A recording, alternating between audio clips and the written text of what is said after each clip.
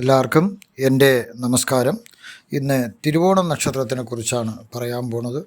തിരുവോണം നക്ഷത്രത്തിനെ ശ്രാവണ എന്ന് പറയുന്നു. അത് കേൾക്കുന്നവൾ എന്നാണ് അതിൻ്റെ അർത്ഥം. ഇനി വേറൊരു നക്ഷത്രം തിരുവോണത്തിന് മുമ്പുണ്ട്. അത് നമ്മുടെ ജനനത്തിലൊന്നും വരുന്നില്ല. ജനന നക്ഷത്രമായി കണക്കാക്കാത്ത ഒരു നക്ഷത്രത്തിന് സമാനമായ ഒരു നക്ഷത്രമുണ്ട്. അതാണ് അഭിജിത്ത് നക്ഷത്രം. ഉത്രാട നക്ഷത്രത്തിൻ്റെ അവസാന 4 നാഴികയും തിരുവോണ നക്ഷത്രത്തിൻ്റെ ആദ്യ 4 നാഴികയും കൂടിയ 8 നാഴികയാണ് അഭിജിത്ത് നക്ഷത്രമെന്ന് പറയുന്നത്. ഇഷ്ടദൈവം ഈ തിരുവോണ നക്ഷത്രത്തിനെ ശ്രവണ എന്ന് പറയുന്നത് കേൾക്കുന്നവൾ എന്നാണ് അതിൻ്റെ അർത്ഥം.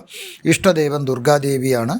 രാശാധിപൻ ശനീശ്വരൻ. മകരക്കൂറിൽ ജനിക്കുന്നതിനാൽ ശനീശ്വരനാണ് രാശാധിപനായിട്ട് വരുന്നത്. ശ്രീ ധർമ്മശാസ്ത്ര പൂജയും ശനീശ്വര പൂജയും നല്ലതാകുന്നു. പൗർണമിയിൽ ദുർഗാപൂജയും കറുത്തവാവിന് ഭദ്രകാളി പൂജയും നല്ലതാകുന്നു. ചിഹ്നം അളവ് കോലാണ്. നക്ഷത്രങ്ങൾ മുഴക്കോൽ പോലെ കാണപ്പെടുന്നതാണ് തിരുവോണ നക്ഷത്രം. നക്ഷത്രനാഥൻ ചന്ദ്രനാകുന്നു. ചന്ദ്രദശയിലാണ് ജനനം. കൂറ് മകരക്കൂറ്. രാശാധിപൻ ശനി. ദേവത വിഷ്ണു ഭഗവാനാണ്. ദൈവഗണം പുരുഷയോനി. ഭൂതം വായു. പക്ഷി കോഴി. മൃഗം വാനരൻ.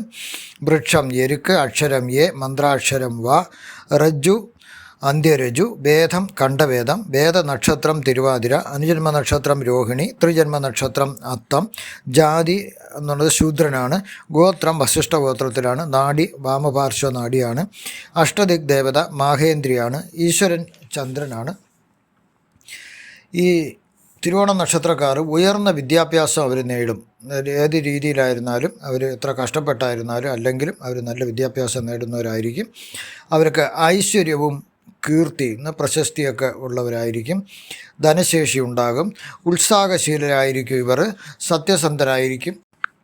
ചില സമയം ക്ഷമാശീലരായിരിക്കും അവർ. ചില സമയങ്ങളിൽ ഉഗ്രകോപികളുമാകും. ഭയങ്കര ദേഷ്യം വരുന്ന സംഭവങ്ങളുണ്ടാകണമെങ്കിൽ അവർക്ക് ഭയങ്കരമായിട്ട് കോപം വരും. വളരെയധികം ചിന്തിച്ച് മാത്രമേ ഓരോ കാര്യങ്ങളും ഇവർ തീരുമാനിക്കുകയും ഉറപ്പിക്കുകയും ചെയ്യൂ. ആരുടെയും ഉപദേശവും ഇവർ കേൾക്കുകയില്ല. അവനവൻ്റെ ലക്ഷ്യബോധമാണ് പ്രധാനത്തിൽ കൊടുക്കുന്നത്. മിതവ്യയം ഇവരുടെ മുഖമുദ്രയാണ്. അപകർഷതാബോധം ഉള്ളവരാണിവർ. യുക്തിവിചാരവും യഥാസ്ഥിതികയും ചേർന്നത് ഒരേ സമയത്ത് യുക്തി ചിന്തയും ഉണ്ടാകും. യാഥാസ്ഥിതിക ചിന്തയും ഇവർക്ക് ഉണ്ടാകും. ഉപകാര സ്മരണ ഇവർ ഉള്ളവരാണ്. ആരെങ്കിലും ഇവർക്ക് എന്തെങ്കിലും സഹായങ്ങൾ ചെയ്തിട്ടുണ്ടെങ്കിൽ അത് ഭയങ്കരമായിട്ട് അതെല്ലാം ഓർമ്മിച്ച് അതിന് പ്രത്യുപകാരം ചെയ്യുന്നവരാണ്. സന്താനഭാഗ്യമുള്ളവരാണിവർ. ധാരാളം സന്താനങ്ങൾ ഇവർക്കുണ്ടാവും. ജനിച്ച വീട് വിട്ട് അകലെ താമസിക്കുന്നവരാണ്. വീടും പരിസരവും വൃത്തിയായി സൂക്ഷിക്കും. വളരെ ഭംഗിയുള്ളതും വൃത്തിയുള്ളതുമായ വസ്ത്രം മാത്രമേ ഇക്കൂട്ടർ ധരിക്കുകയുള്ളൂ. ഇവർക്ക് ഉത്തമ ജീവിത പങ്കാളിയെ ലഭിക്കും. തിരുവോണ നക്ഷത്രക്കാരുടെ തൊഴിൽ കലാപരമായ എല്ലാ തൊഴിലുകളും ഇവർക്ക് പഠിക്കാം. അതായത് ഉപജീവനമാർഗമായി സ്വീകരിക്കാം.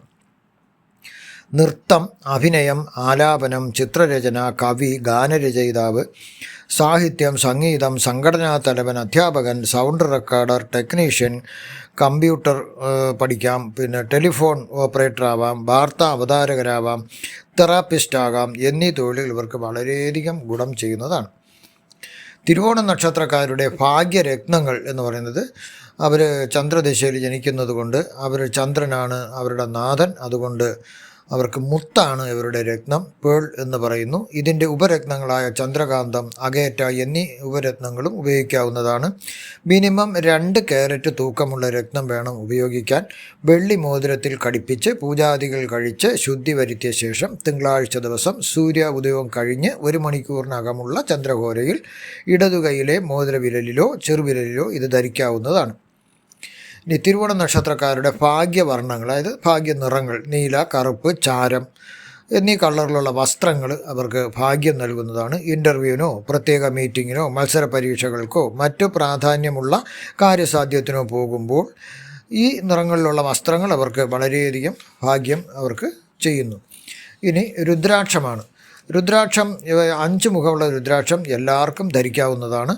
പിന്നെ ഏത് ദശയാണോ നടക്കുന്നത് ആ ദശാനാഥൻ്റെ രുദ്രാക്ഷവും അവർക്ക് സ്വാധീനമുള്ള രുദ്രാക്ഷവും ധരിക്കാം. സൂര്യദശ 1 മുഖം, ചന്ദ്രദശ 2 മുഖം, കുജദശ 3 മുഖം, ബുധദശ 4 മുഖം, ഗുരുദശ 5 മുഖം, ശുക്രദശ 6 മുഖം, ശനിദശ 7 മുഖം, രാഹുർദശ 8 മുഖം, കേതുർദശ 9 മുഖം.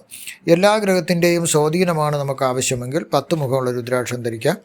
11 മുഖത്തിന് മുകളിലുള്ള രുദ്രാക്ഷം ധരിക്കുന്നത് ഓരോ പ്രത്യേക കാര്യസാധ്യത്തിന് വേണ്ടിയാണ്. പിന്നെ ഗൗരി ശങ്കരൻ, ഗർഭജ്യോതി, ത്രിച്യൂതി എന്നീ അതിവിശിഷ്ട രുദ്രാക്ഷങ്ങളുമുണ്ട്. അതും വേറെ പ്രത്യേക കാര്യത്തിനൊക്കെ വേണ്ടിയാണ് ധരിക്കുന്നത്. ശിവഭഗവാന്റെ കൺപീലിയിലെ വേർപ്പുതുള്ളികൾ ഭൂമിയിൽ വീണാണ് രുദ്രാക്ഷ സസ്യങ്ങൾ മുളച്ചത്. ഈ സസ്യത്തിൻ്റെ കുരുക്കളാണ് രുദ്രാക്ഷം എന്ന് പറയുന്നത്. രുദ്രാക്ഷം ധരിക്കുന്നവർ വിഭൂതി ധരിക്കണം, ഭസ്മം ധരിക്കണം, അവർ ശിവഭക്തരാകണം. അവർ മരിച്ചു കഴിഞ്ഞാൽ ശിവലോകത്തേക്ക് പോകുന്നു എന്നാണ് പറയുന്നത്. നിങ്ങൾക്കുള്ള ജ്യോതിഷപരമായതും പൂജാപരമായതും രത്നധാരണത്തിനും രുദ്രാക്ഷധാരണത്തിനും വാസ്തുപരമായ സംശയങ്ങൾ ഉണ്ടെങ്കിൽ ആ സംശയം നിവാരണം ചെയ്യുന്നതിന് എൻ്റെ ഫോൺ നമ്പറിലോ അല്ലെങ്കിൽ എൻ്റെ വാട്സപ്പ് നമ്പറിൽ സന്ദേശമയക്കുകയോ വിളിക്കുകയോ ചെയ്യാവുന്നതാണ്. നന്ദി, നമസ്കാരം.